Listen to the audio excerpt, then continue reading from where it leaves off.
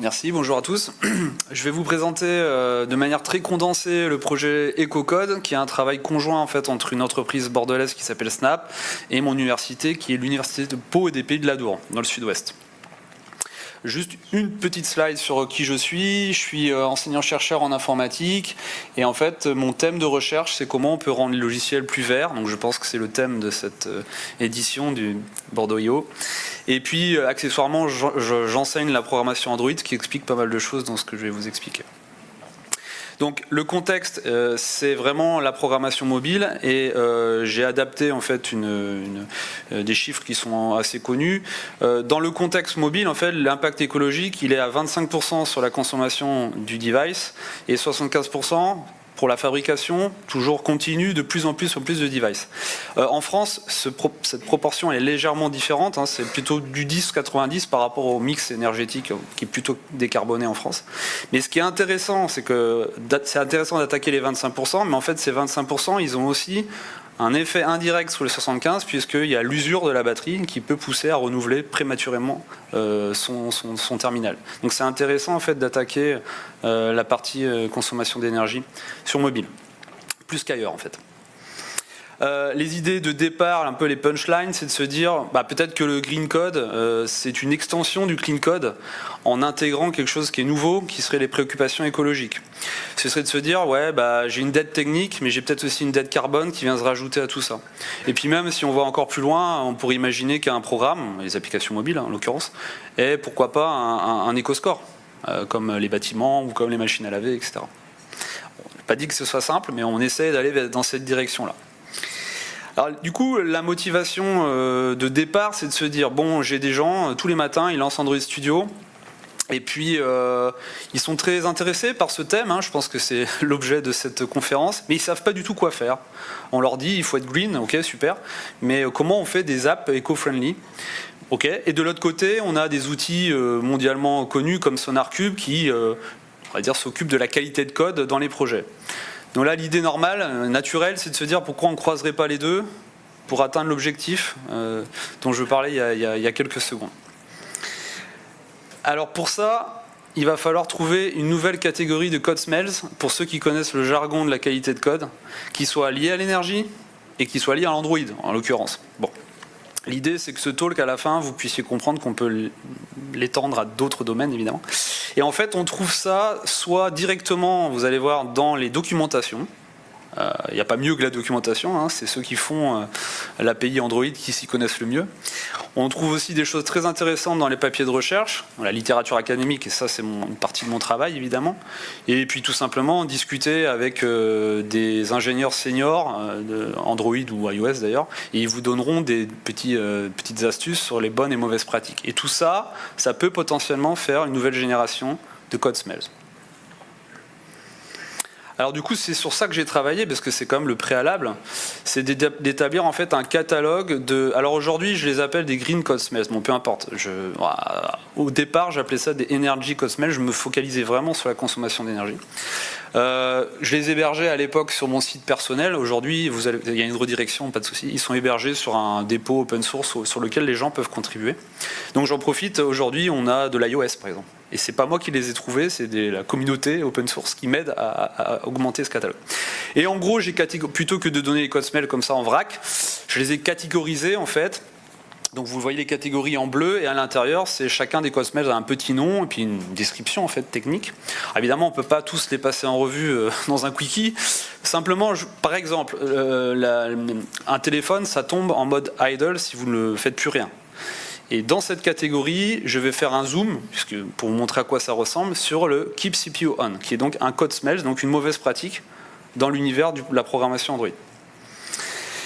Alors c'est ce qu'on appelle en fait, pour comprendre le contexte, dès que votre téléphone va tomber en sommeil, l'OS essaye d'éteindre le CPU.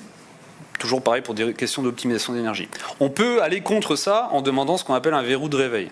C'est-à-dire on veut empêcher en fait le CPU, il peut y avoir de très bonnes raisons, hein, on veut empêcher le CPU de tomber en sommeil. C'est le bout de code typique, ou le pattern que vous voyez à gauche. Et pourquoi je dis que c'est pas bien ? Eh bien, je vais dans la documentation où c'est les ingénieurs Google eux-mêmes qui nous disent ça, c'est dramatique pour la batterie. On peut avoir de bonnes raisons de le faire, mais vous êtes juste au courant que c'est dramatique. Ça, c'est un code smell énergétique. C'est-à-dire que si on peut le détecter et on peut le montrer au développeur, il prendra la décision qu'il veut, mais au moins on l'alerte sur le fait que c'est pas top, ça sent pas très bon dans une optique d'éco-responsabilité ou de green coding. On est OK? Je pense que pour l'instant c'est cohérent. Quelques faits marquants de cette approche, de l'approche qu'on a suivie dans EcoCode, c'est tout ce qui est détection statique en fait. Vous allez peut-être voir d'autres talks qui vous parlent de bonnes pratiques vertes. Mais en fait, il n'y a pas grand-chose à la fin qu'on peut mettre dans un analyseur statique de code. Donc en fait, le catalogue que je vous ai montré, ils sont tous analysables par un outil type Sonar ou équivalent. Et c'est ça, en fait, il y a très peu de choses qui résistent à ce que j'appelle le grand filtre. On part de plein de bonnes intentions, mais à la fin, il ne reste pas forcément grand-chose. Donc ça, c'est très difficile. Ceux qui sont habitués à ce qu'on appelle les linters ne seraient pas étonnés de savoir qu'en fait, on va chercher, certes, dans du code source Java, mais également dans des fichiers XML, dans des fichiers système, dans des fichiers Gradle. En fait, il y a des code smells un peu partout. Un projet Android natif, c'est tout ça. C'est pas que du Java ou du Kotlin. Il y a des bons et des mauvais smells. Alors en fait, c'est assez rigolo, mais les outils de qualité de code ne se focalisent que sur les bad smells. C'est logique, hein, mais en fait, on peut voir les choses d'une autre manière avec des good smells. Il y a des choses qui sont des très bonnes pratiques qu'il faudrait encourager en les mettant en surbrillance. Et ça, c'est super. C'est un autre problème. Et puis, on a pensé à l'époque que nouveau concept, nouvelle interface, il fallait un petit peu un effet waouh pour attirer des gens sur quelque chose qui est assez nouveau en fait. On a tout relâché en open source il y a presque 2 ans. Vous trouverez donc le projet Android, mais vous allez voir, il y a d'autres projets connexes sur la Green Code Initiative, qui est un collectif très sympathique. Et on a autour de ça, c'est le t-shirt que je porte, des hackathons depuis 2022, 2023 et le prochain 2024 pour nous aider à faire avancer ce projet. Je rentre peut-être pas dans la technique, mais je voulais vous montrer quelques captures d'écran. En fait, c'est un Sonar Cube qui est customisé.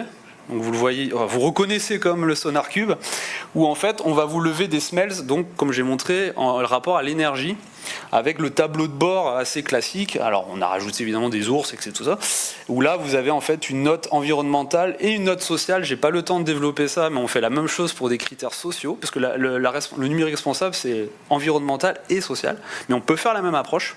Voilà, c'est un travail un peu moins avancé.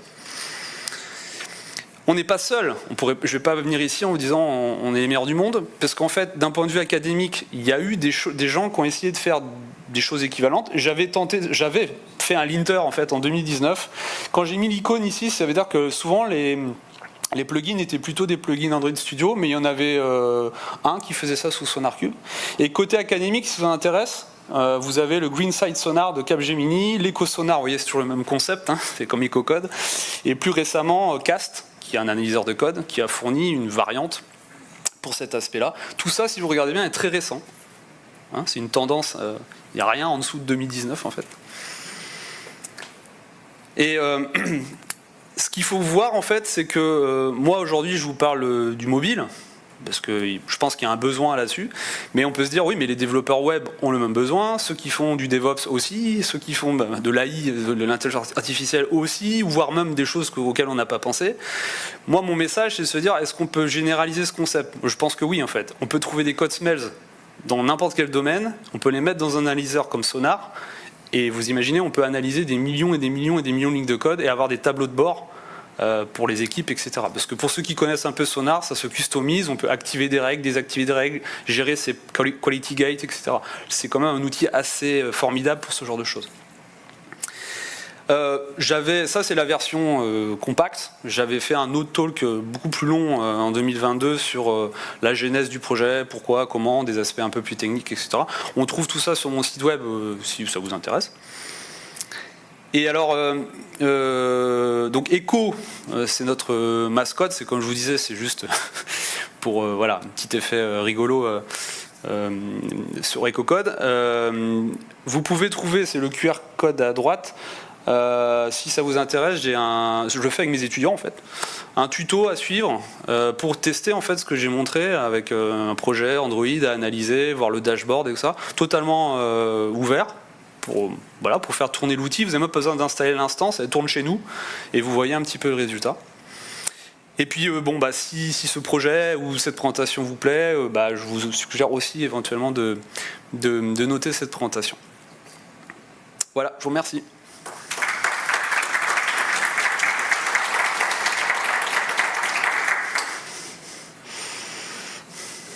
C'est bon, à peu près 2 minutes, bon, je vais aller trop vite.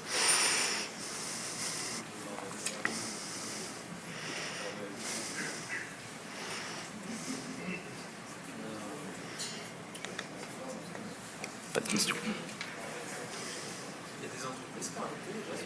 Ouais, on a un club utilisateur. Je sais pas, est-ce qu'on peut en parler, Emmanuel, ou pas? Bien sûr. Ouais. Il me demandait quel type d'entreprise, je suppose, sont dans ce club utilisateur, donc je sais pas si.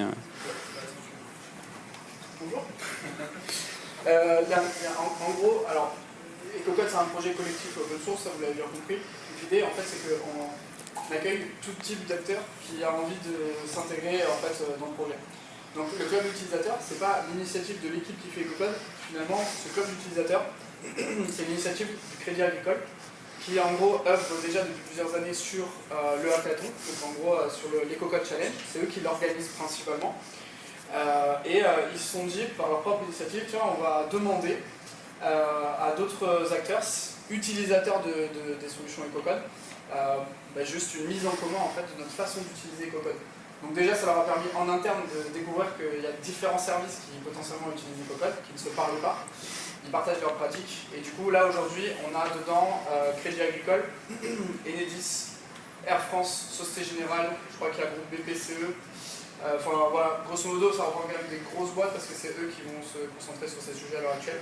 Mais même chose en fait, le club utilisateur va être ouvert à d'autres et pour l'instant ils sont partis sur une réunion mensuelle, donc une fois par mois, juste pour 1 heure pour partager leur utilisation d'EcoCode. Voilà. C'était clair?